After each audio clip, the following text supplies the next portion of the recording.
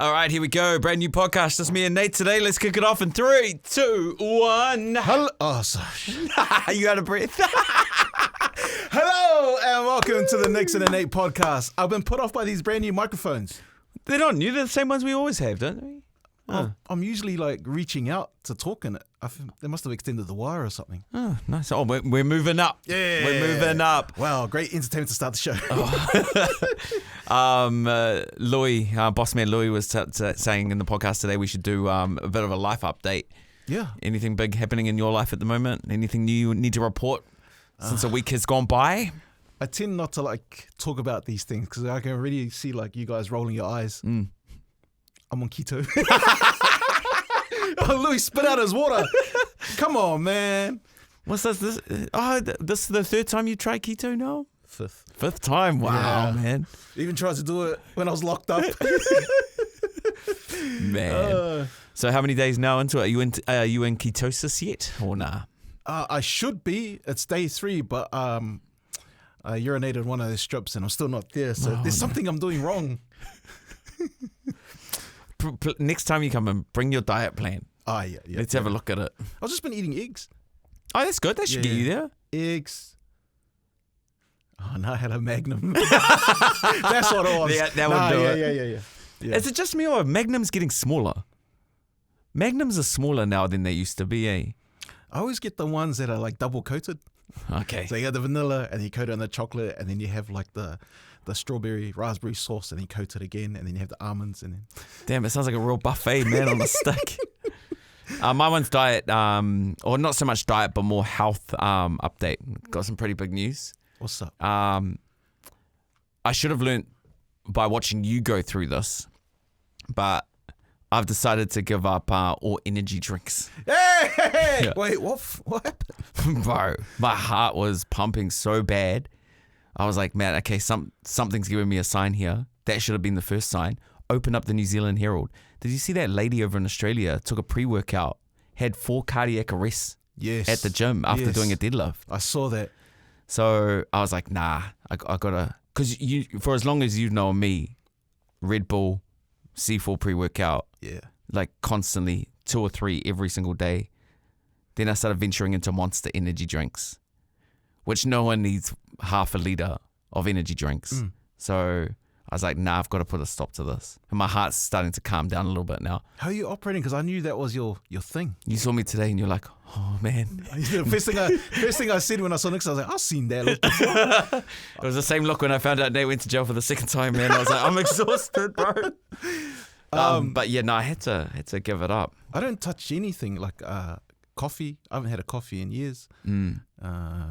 Energy drinks. I think the most would be like a Coke Zero. That's the caffeine. That's it. And that's all. That's all. Well, you've had bad rap with or a bad journey with energy drinks. Do you guys know the story about Nate when he went to hospital? Yeah. Because of the Playboy energy drinks? Everyone knows. Come on, man. I moved on. Ric Flair's got an energy drink coming out soon. Oh, yeah? Yeah. But it doesn't last because everyone thinks they can do it because Nelly had one. That's right. What was it? Pimp juice. Pimp juice. It was terrible. Terrible. But yeah, no, energy drinks now, it's not part of my life. And there's so many. There's too many now. It's like the RTD market. It's too oversaturated. Hey, what happened to your RTD? It's a good question. I have no idea. What was it called? It was called On. Yeah. I don't know. I've obviously financially invested in it, but I think the boys are working on something else. So stay tuned. Is there any stock lying around? Nah, it all went. Real? Yeah, it all went. Because I could flick that. Yeah. Actually, where were you when we needed some movement of those cans, man? You know, I'm glad we had a little life update. I'm glad that you're on the straight and narrow when it comes to caffeine. Yeah, and I wish you the best of luck with keto. Yeah, I think I need to sit down and define what I can and can't eat. Because in my head, I'm like, because you can have cream. Yeah, they suggest you have cream. So I just went for ice cream. And and that's how the Magnum slipped in. That's where I go, slipped in even. Yep. Big thing I attended last week. Yeah. And I wish you were there to see it. I wish I was there too. It was the premiere of a great movie called Tinā. Yeah, man. Yeah. Well done just to a everyone round of involved. applause, bro. To Mickey and the rest of the team. Beulah that we've had on the show. Annabella, Mario.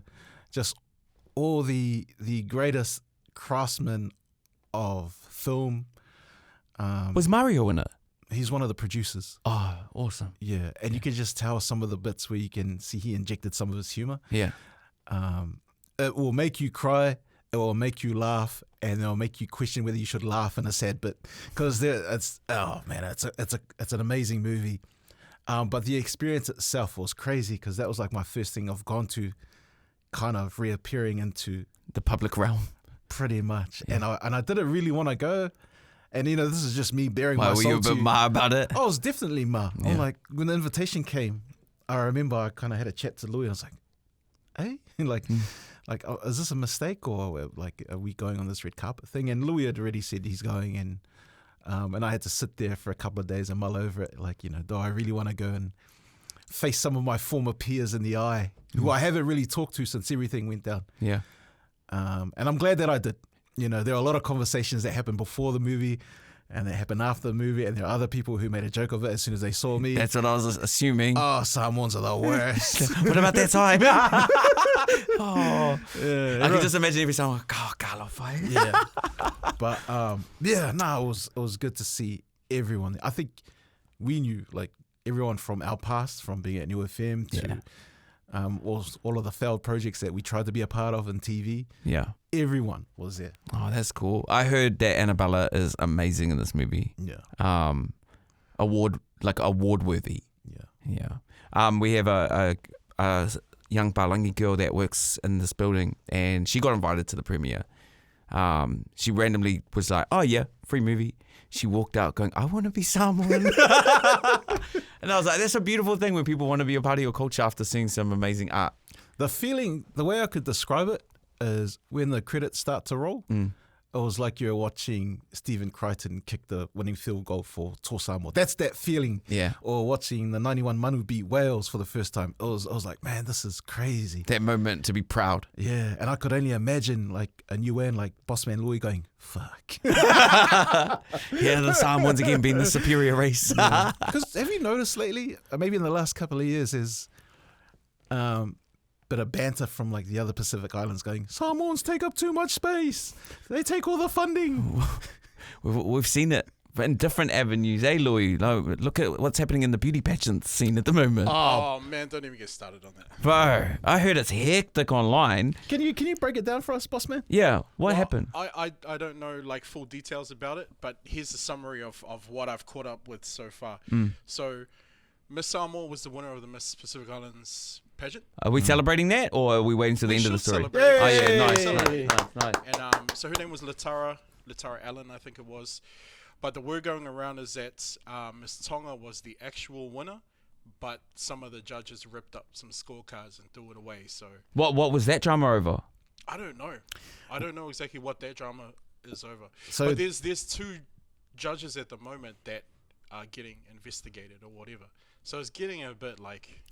I saw intense. that. I think one of the judges allegedly, I think we need to remember that no one actually really knows. Because it's under investigation. It's hearsay, according to someone's eyewitness documentation.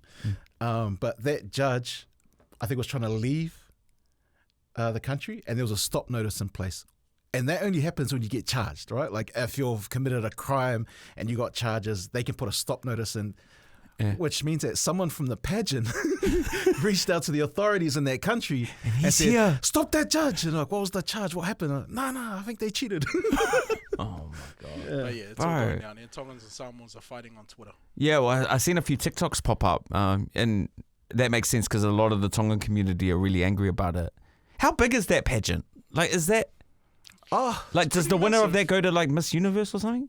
Or Miss World? I don't think so, but it's really, really important for our communities, or like, even people in the diaspora or like the Pacific Islands themselves. Yeah, a lot of people I know are really into it, watch the stream, just everything. Oh, wow. I don't know too much about it. I don't follow.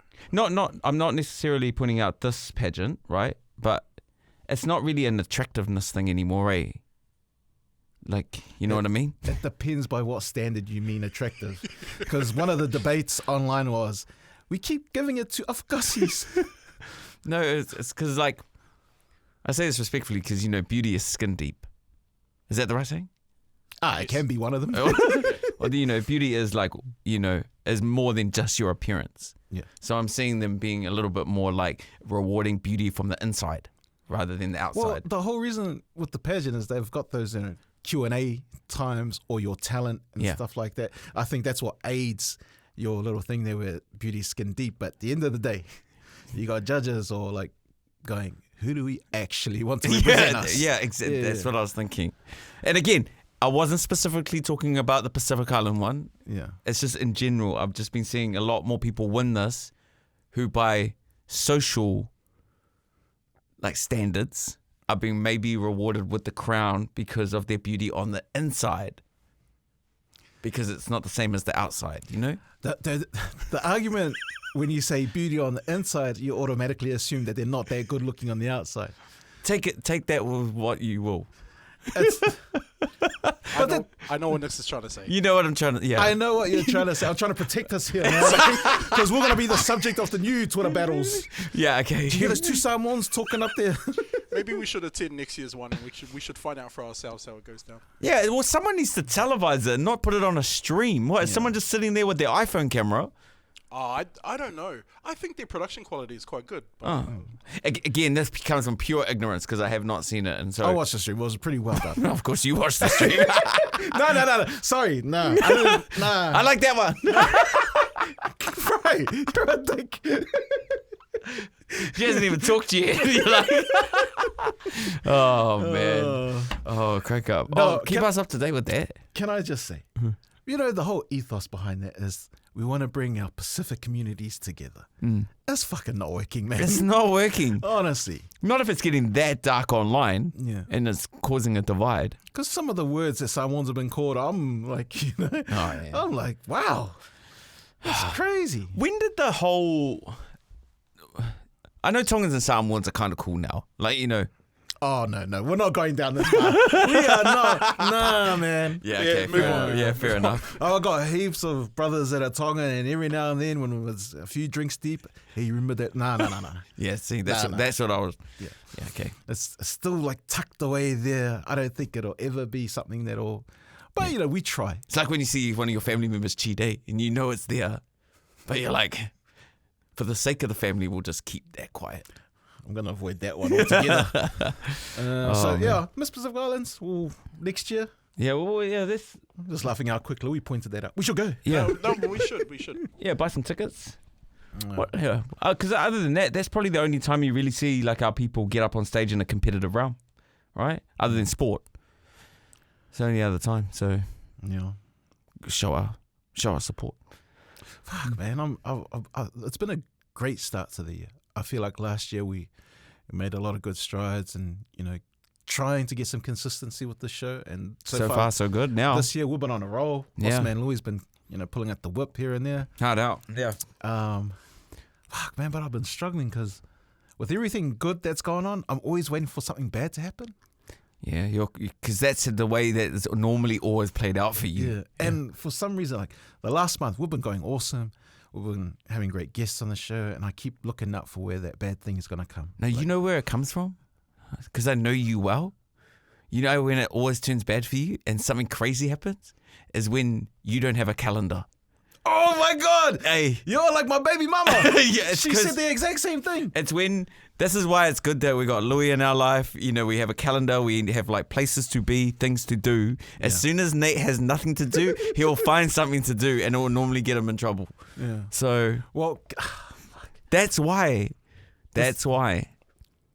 Yeah. That's why we need to bring back those fridge magnets that have calendars on it, so we can keep track of our weeks and days, man. Man, I'm finding as I get older, man, my fuse to get angry is way shorter now. Aye. That definitely comes with age, eh? When your fuse of just tolerance is just way shorter on things? I'm the opposite. I've been reset. I don't get angry anymore.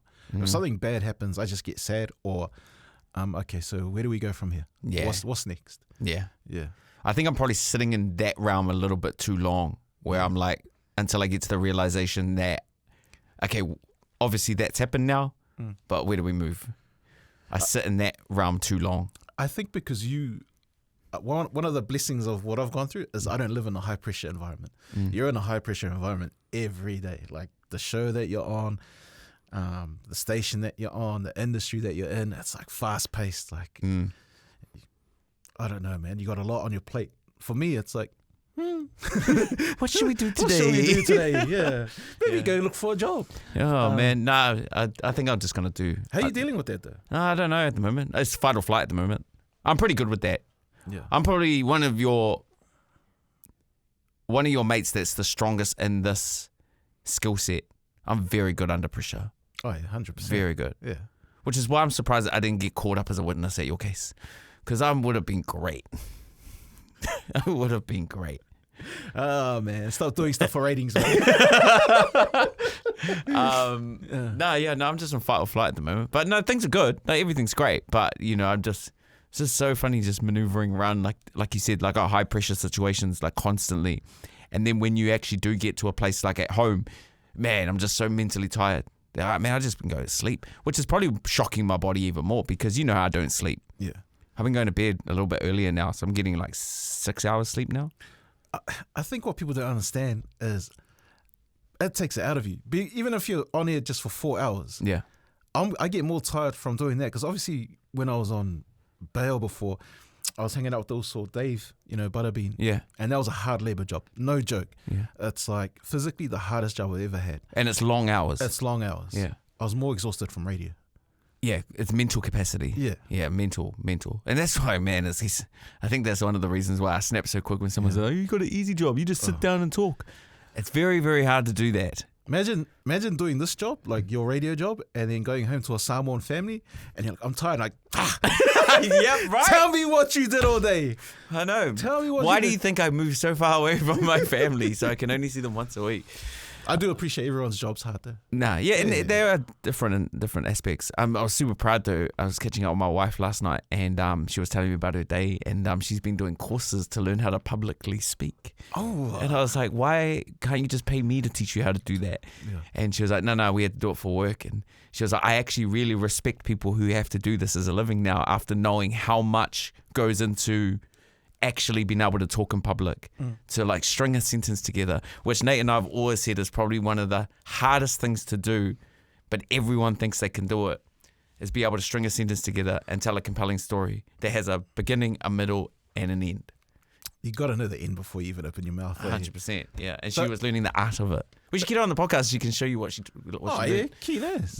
I as part of some community help that I wanted to like offer back to people, right?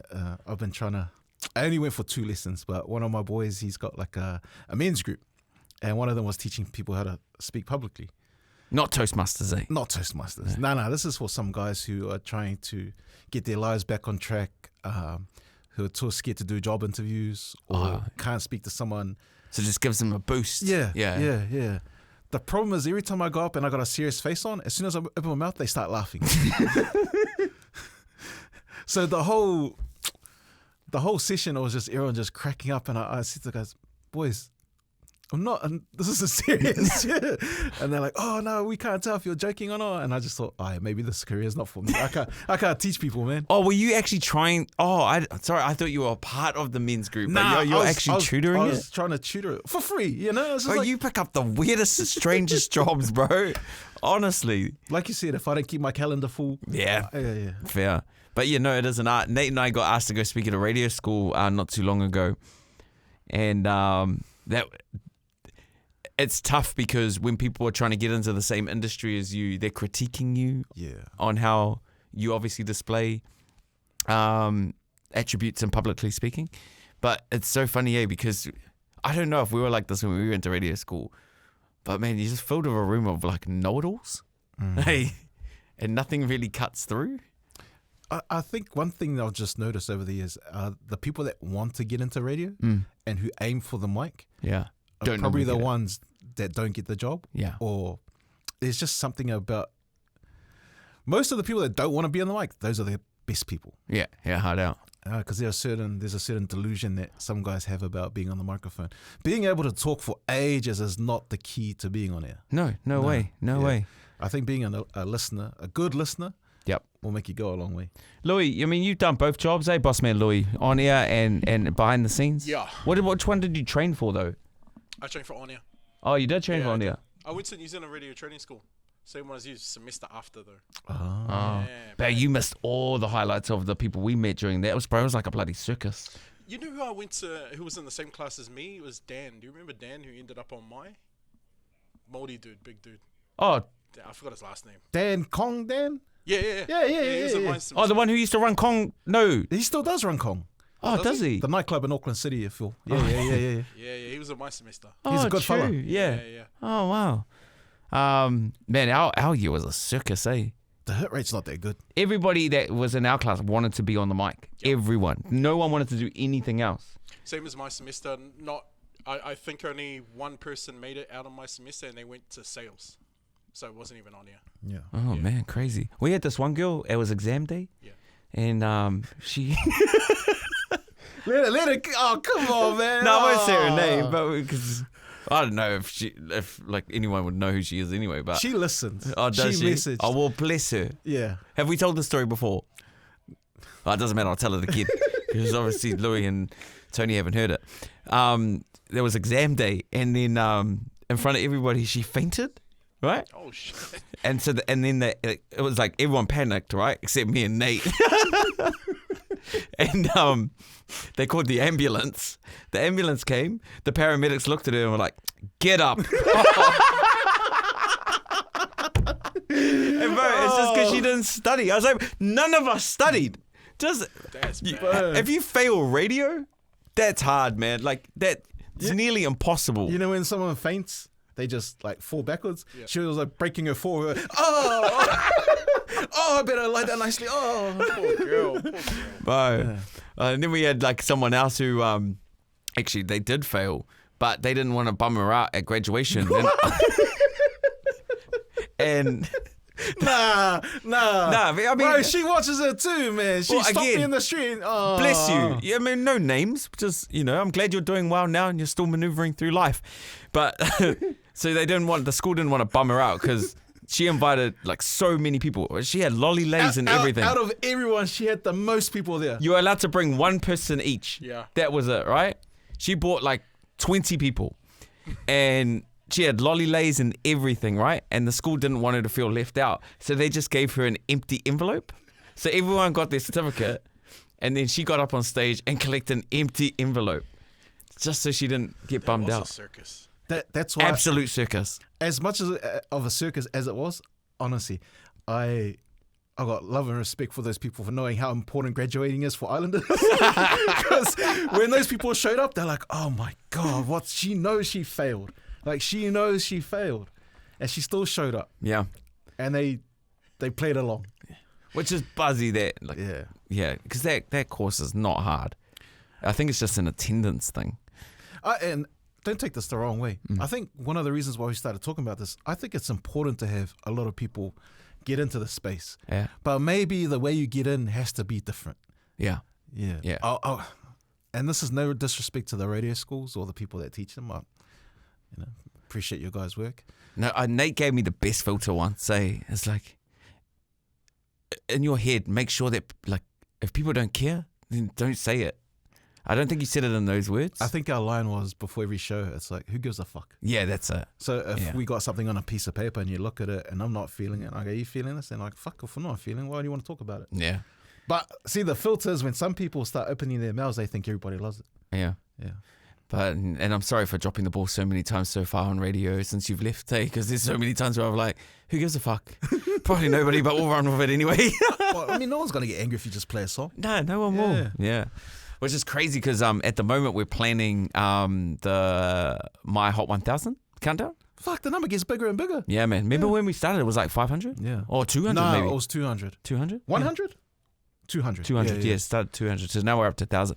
Do you know how crazy it is in the current climate, like how to put together a countdown? Because everyone gets cancelled now.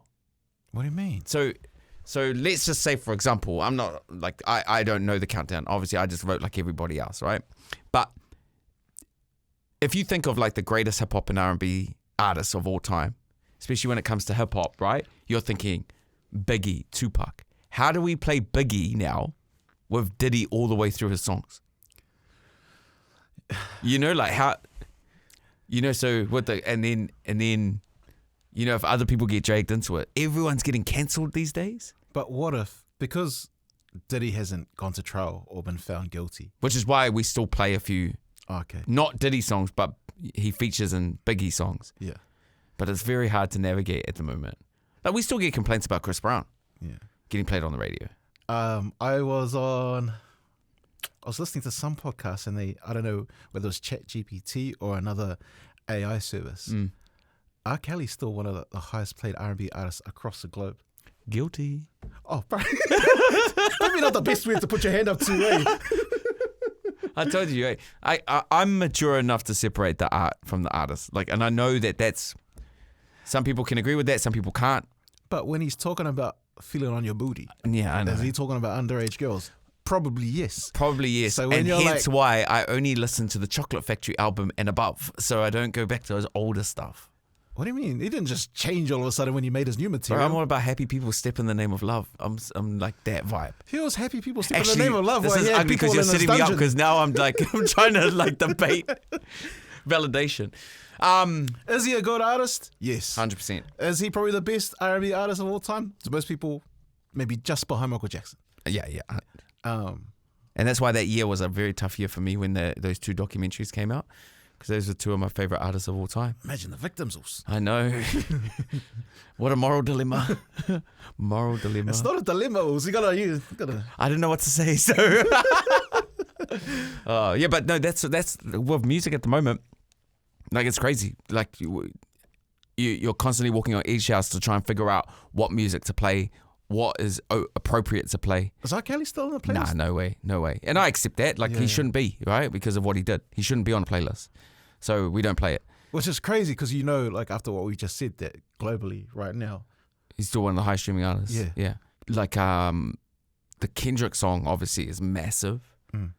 But then, you know, there's words in it that not everybody agrees with. And then there's that moral dilemma with that. So yeah, it's trying to navigate around like who's appropriate to play, who's not. What do people want to hear? Yeah. What do people not want to hear? It's very like that's why I was like interested to know why we pushed it out to 1,000 songs, because I'm like, if you keep it smaller, less room for error. You just end up filling it up with some of those Aussie artists or Kalohikai. Oh man. So yeah, no, that's what we're navigating around at the moment. That's actually buzzy. I never thought of that. It's harder now. Even like what I said before, we still get complaints about Chris Brown. Which is understandable. I understand that, but yeah, it's crazy that stuff will never die. But then when it starts affecting classics, like the stuff like the Biggies and the like, I get it because I've you know, I've got people that I care about that have been victims of like sexual assault and rape, and I guess when they see someone on TV or maybe even on a podcast, you know, they're like, fuck. Like, it just takes them back to that time. Yeah, exactly. Yeah, it's just triggering. It's fucked up. Yeah. So yeah, but no, make sure you vote for the countdown. Oh yeah. Make sure you vote for it, because obviously we just want to play what everybody wants to hear. I don't wanna throw my FM under a bus. Be careful, because I'm still on the payroll. Oh yeah, no, don't worry about it. No, what were you gonna say? No, I'm gonna say like no, I can't. Why? Why? No, I was going to ask about the countdown and the voting system. And oh, okay. No, don't. No, don't. Yeah. Yeah, because then it turns into a real Russia Donald Trump situation. I wish I paid more attention when I was working with you guys. Because honestly, I don't know how anything works. Oh, no. It's pretty simple. Vote and then, but there is a few different things that go into place to make sure that we're playing the right songs. Yeah. You know? Because imagine if I just sat there all day and started requesting R. Kelly. Yeah. They obviously have to massage it a little bit. Because, you know, obviously I work on a sports betting show called Bets and That. Which is doing fire, by the way. And in the US, you can bet on countdowns. So I was wondering, like, if I was to come and say, hey, I want to do an audit on your countdown because we were going to run a little betting syndicate for what's number one. You know, I knew there was like a hustler mentality question behind it. Imagine they're pricing the odds, and then if you guys fluff it, and then people get angry and want their money back. They're actually looking for a sponsor for the countdown right now. Bets and Dash should sponsor the countdown. Wait, we're looking for a countdown. Oh, sorry, a sponsor. You're looking for a sponsor. Also, yeah, what's the deal with you wearing an Eagles jersey now? Are you bandwagon? Nah. I just want to give a shout out to My good mate. This is a borrowed jersey because he just wanted to show him some love. Yeah, because aren't you a Colts fan? I'm a Colts fan. Yeah. Right or die, man. But he's a hardcore Eagles fan. He let me borrow this jersey to record the Bets in That podcast last week. I just haven't been able to go back. Oh, of course you haven't. Honestly, looking like the biggest bandwagon around the office. Shout out to Chris Bulle. Also, shout out to Jay Safaya, who's a big Eagles fan, except he didn't support them during the Super Bowl. Didn't support. He only backs his team when they have a white quarterback. Interesting. That's a very interesting take. Is he going to explain more on that in the podcast? He believes, and look, it's a view that has pissed off a lot of the friend group, but he said black quarterbacks are erratic. And I know, it's some bad shit to say, but that was his view.